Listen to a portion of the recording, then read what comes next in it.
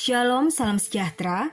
Departemen Bakti Wanita Advent Uni Indonesia Kawasan Barat mempersembahkan Renungan Harian Wanita Kristen 2023 disusun oleh Ibu Ria Sinuraya.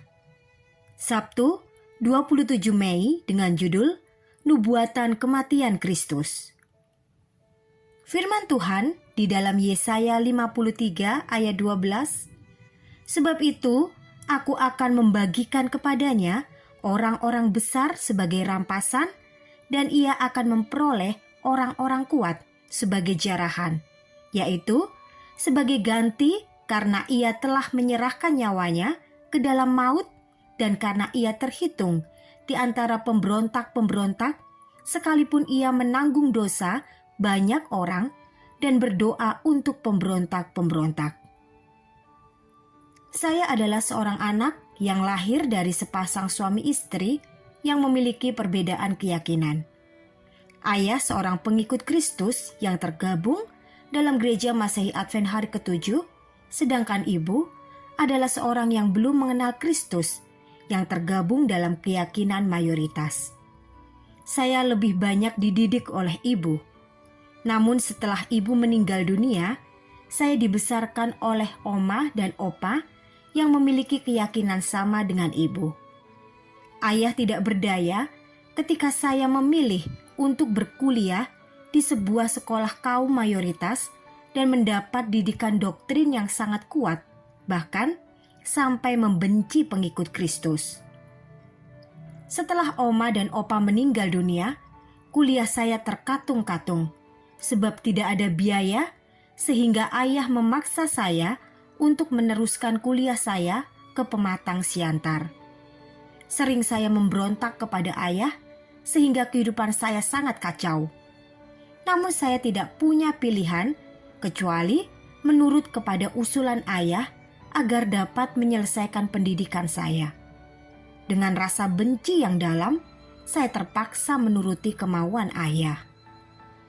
Seringkali saya kabur dan menghindari berbagai macam ibadah di sana, saking bencinya saya kepada umat Tuhan.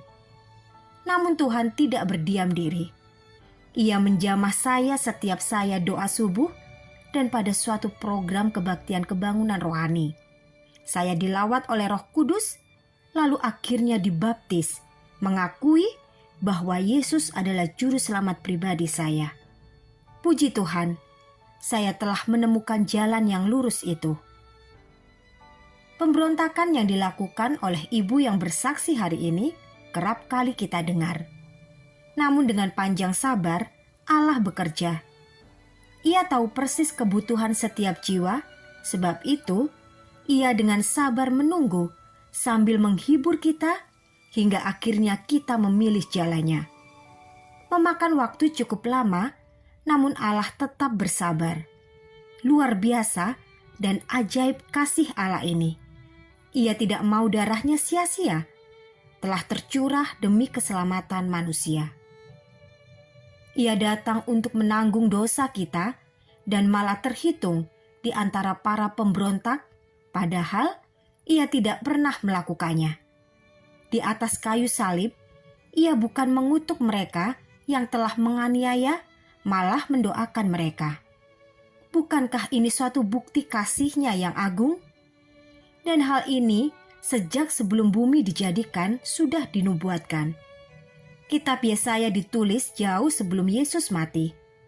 Bangsa Yahudi ketika itu malah memilih untuk tidak mempercayai nubuatan ini, sehingga mereka tega membunuh juru selamat manusia.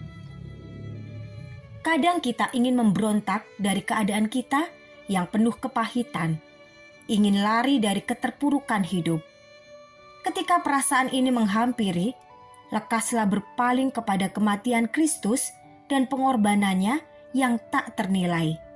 Jangan sampai nubuatan yang telah digenapi ini berlalu begitu saja dari hati kita. Rangkullah kasih Allah melalui Kristus dengan ucapan syukur, maka kedamaian akan mengalir ke dalam jiwa. Kiranya Tuhan memberkati kita semua sepanjang hari ini.